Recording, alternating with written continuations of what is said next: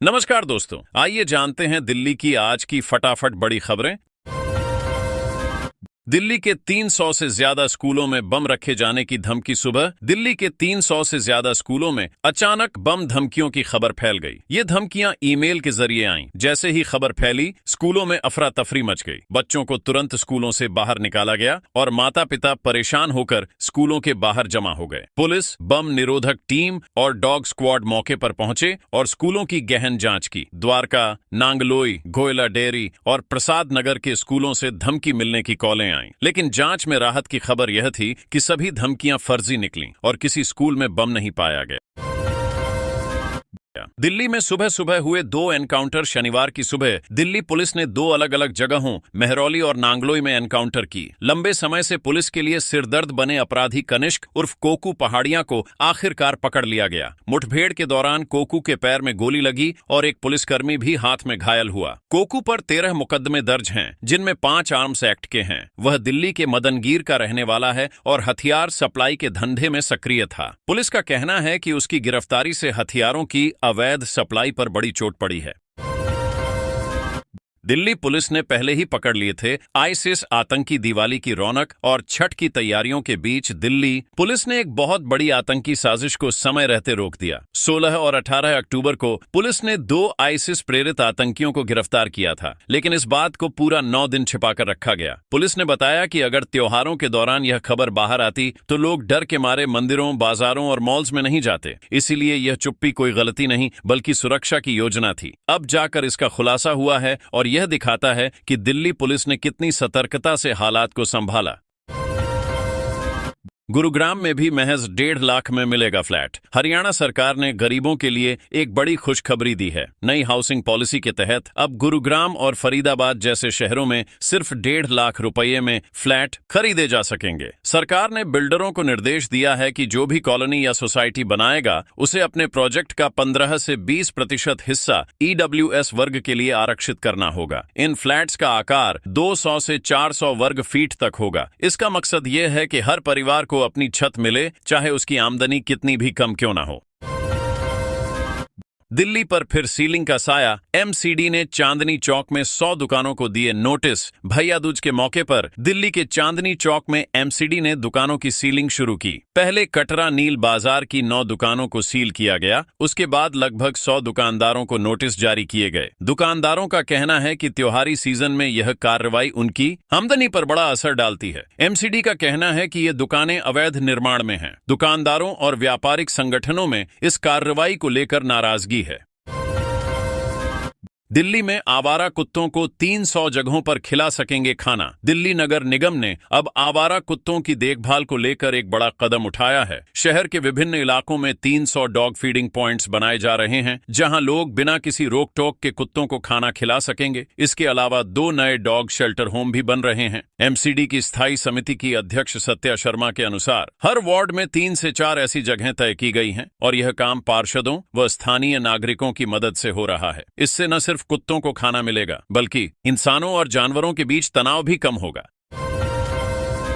दिल्ली में भाजपा सरकार को घेरने की तैयारी कर रही AAP दिल्ली की राजनीति में फिर से हलचल है। विधानसभा चुनाव में हार के बाद आम आदमी पार्टी अब भाजपा सरकार को घेरने की तैयारी कर रही है। आप नेता लगातार ऐसे मुद्दे उठा रहे हैं जो जनता से सीधे जुड़े हैं, जैसे यमुना की सफाई, प्रदूषण और छठ महापर्व की तैयारियां हों। वे भाजपा नेताओं के पुराने बयान सोशल मीडिया पर साझा कर रहे हैं ताकि यह दिखा सकें कि भाजपा अब उन्हीं तरीकों का इस्तेमाल कर रही है जिनका पहले विरोध करती थी। आपका मकसद है जनता के बीच फिर से अपनी पकड़ बनाना और खुद को एक मजबूत विपक्ष के रूप में पेश करना। दिल्ली में 4 बदमाशों ने 2 घंटे में 8 दुकानों को किया साफ। विवेक विहार B ब्लॉक की मार्केट में गुरुवार देर रात 4 नकाबपोश चोरों ने 2 घंटे में 8 दुकानों को लूट लिया। दुकानों के शटर तोड़े गए, नकदी और सामान चोरी किया गया और चोर आराम से भाग निकले। हैरानी की बात यह है कि मार्केट में पुलिस का बूथ बना हुआ है, लेकिन रात के वक्त कोई पुलिसकर्मी वहां मौजूद नहीं था। सुबह जब दुकानदार पहुंचे तो उन्होंने टूटी दुकानों को देखकर पुलिस पर नाराजगी जताई। उनका कहना है कि अगर पुलिस गश्त करती तो इतनी बड़ी चोरी नहीं होती।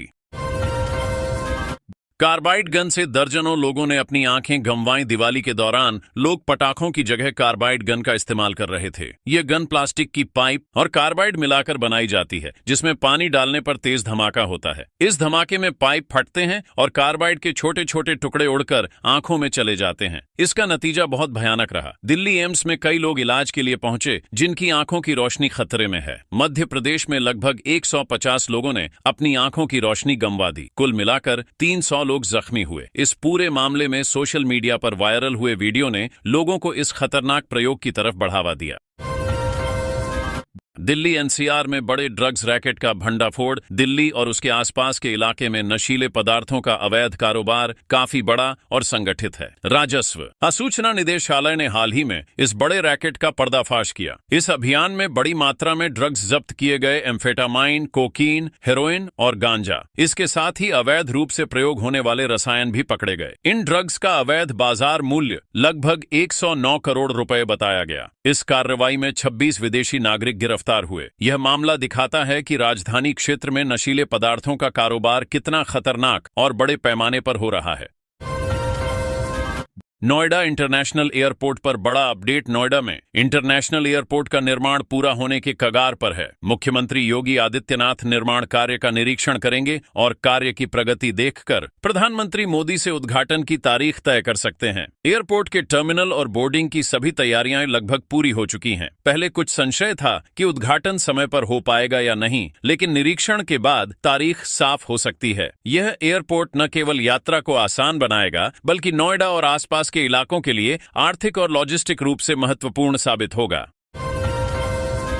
दिल्ली की जहरीली हवा कर रही बीमार। दिवाली के बाद दिल्ली और एनसीआर की हवा फिर से गंभीर समस्या बन गई है। आतिशबाजी, धुआं और धूल ने मिलकर हवा में जहरीली गैसें फैला दी हैं। PM 2.5 का स्तर 675 तक पहुंच गया, जो पिछले 4 साल में सबसे अधिक है। इसका असर सीधे लोगों की सेहत पर पड़ रहा है। अस्पतालों में सांस की तकलीफ, अस्थमा और एलर्जी के मरीजों की संख्या अचानक बढ़ गई है। बच्चों, बुजुर्गों और पहले से बीमार लोगों को सबसे ज्यादा खतरा है। डॉक्टरों ने बताया कि दिवाली के 2 दिन बाद ही अस्पतालों में सांस की तकलीफ और एलर्जी के मामलों में लगभग 30% की बढ़ोतरी हुई। यह स्थिति यह दिखाती है कि त्योहारों के दौरान सुरक्षा और स्वास्थ्य का ध्यान न देना कितना घातक साबित हो सकता है।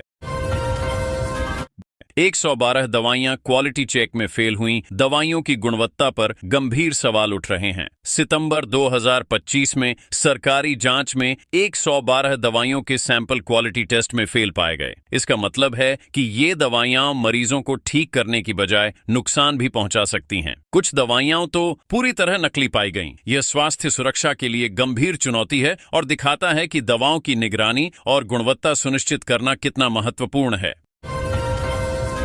दिल्ली ट्रैफिक पुलिस में बड़ा फेरबदल। दिल्ली की ट्रैफिक पुलिस में 5 साल बाद बड़े स्तर पर बदलाव हुआ। अब इसे फिर से एक कमांडर के तहत लाया गया है। वरिष्ठ IPS नीरज ठाकुर को ट्रैफिक पुलिस का विशेष आयुक्त नियुक्त किया गया। इस कदम का उद्देश्य ट्रैफिक पुलिस को एकजुट करना, अफरा तफरी और जाम को कम करना और सड़कों पर नियंत्रण बढ़ाना है। 5 साल पहले इसे 2 हिस्सों में बांटा गया था, लेकिन अब इसे फिर से एक इकाई में लाकर प्रभावी नियंत्रण की कोशिश की जा रही है।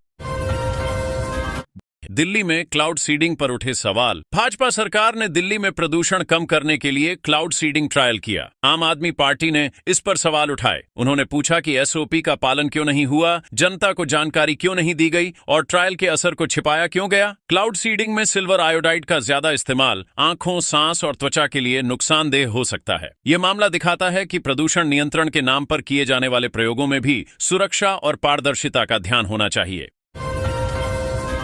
नेहरू प्लेस में ऑफिस खोलकर IP यूनिवर्सिटी के नाम पर काला खेल। नेहरू प्लेस में एक गिरोह ने IP यूनिवर्सिटी के नाम पर लोगों को एडमिशन दिलाने का झांसा दिया और लाखों रुपए ठगे। 32 पीड़ित सामने आए और कुल रकम लगभग 1.69 करोड़ रुपए बताई गई। लोगों को यह बताया गया कि उनके बच्चों को NRI और मैनेजमेंट कोटे से एडमिशन मिलेगा, लेकिन बाद में ऑफिस बंद कर दिया गया और आरोपी फरार हो गए। यह मामला दिखाता है कि शिक्षा के नाम पर भी बड़े पैमाने पर फ्रॉड हो रहा है और लोग जागरूक नहीं हैं।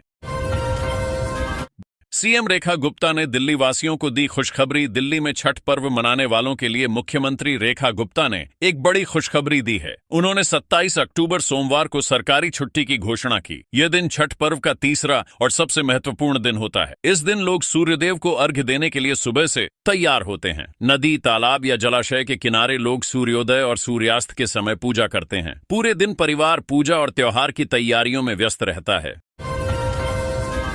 मेरा सामान घर से बाहर फेंक दिया है। कांग्रेस के दलित नेता का दावा। कांग्रेस के दलित नेता और पूर्व सांसद उदित राज ने कहा है कि उनका सारा सामान उनके सरकारी घर से बाहर फेंक दिया गया। उनका बंगला उनकी पत्नी के नाम पर था। उदित राज का कहना है कि अदालत में मामला विचाराधीन होने के बावजूद उन्हें बाहर निकाल दिया गया। उन्होंने सोशल मीडिया पर तस्वीरें भी साझा की हैं, जिसमें उनका सामान घर के बाहर रखा हुआ दिख रहा है।